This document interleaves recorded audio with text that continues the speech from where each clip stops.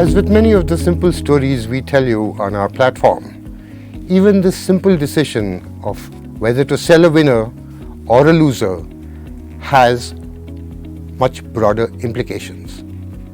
Even if you don't need the money and have to sell a stock, many investors all over the world have a tendency to sell their gains and sit on their losses, like I said, because of loss aversion and hoping that it will come back. This phenomenon is so well documented that it even has a name. It's called the disposition effect, the tendency to sell gains too early and to sit on losses while they grow larger and larger. Think about that for a moment.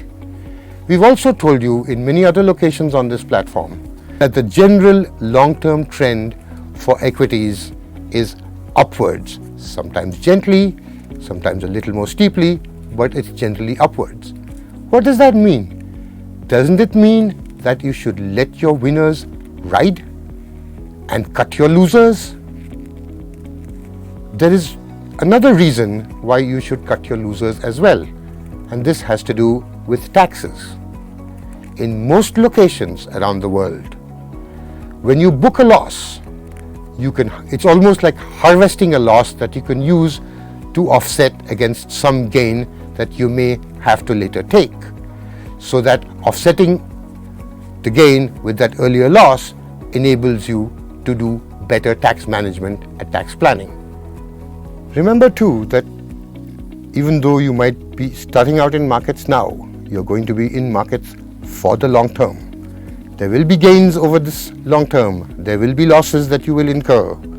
The trick, the key, is to make sure that the amount you lose when there are those losses is much smaller than the amount you gain when there are gains.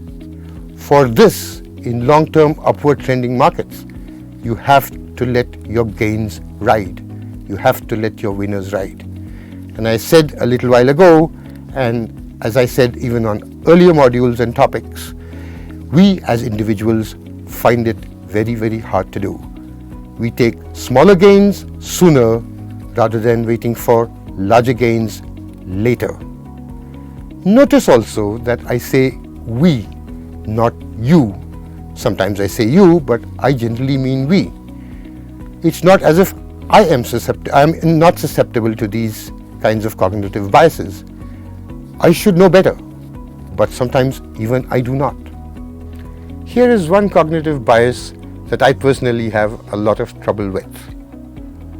Suppose, for instance, you had bought a stock. Let's say you put down 50,000 rupees and bought something. You did your homework turned out to be right. The stock has doubled, and now there is a paper profit of 50,000 and you have 1 lakh that you can take out. There is a tendency, a temptation that many of us have to take out half the money and let the rest ride.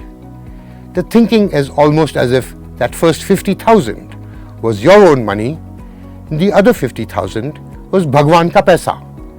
It came easily, it can go easily. Admit it, many of you have thought about this or probably even done these kinds of things. As we've said before, money is fungible. Both those pots of 50,000 are yours. You are the one who is deciding that one was yours, needed to be kept safe, taken out by selling half your position, and the other was easy come, easy go. There is a casino-like mentality at work here. And I am surprised at how often I have to caution myself against falling prey to it. I'm also surprised at how difficult it is for me to talk to students, as I have done all over the world, that this way of thinking of accounting for money differently is not necessarily the right thing to do. Think for a moment about the homework you did when you purchased that stock for its 50,000 rupees.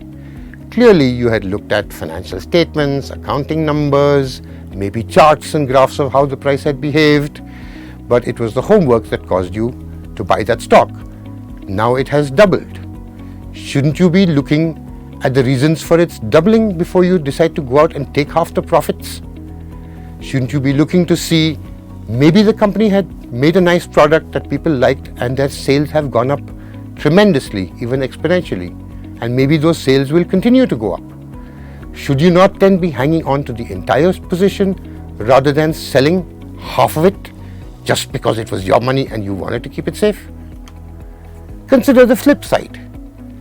Suppose you hadn't doubled the money and the money had actually, your portfolio had decreased in value. It's homework again. Is there a reason for that decline?